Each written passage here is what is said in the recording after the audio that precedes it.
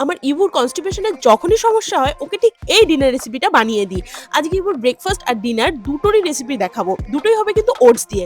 সকাল, সকাল দিনটা শুরু করলাম ১ গ্লাস গরম জলে এই ডিটক্স ওয়াটারটা খেয়ে। তারপরেই দেখেছো কি গুড গার্ল আমাদের মেয়ে। বই নিয়ে কিন্তু আমি বসে পড়েছি। বইয়ের কিন্তু সবচেয়ে ফেভারিট পেজটা হলো এইটা, যেখানে কিন্তু আমার ইঁদুর বাবু আছেন। তো সকালের জন্য ইবুকে দিই এই প্যানকেকটা। সেটা বানাই চলো।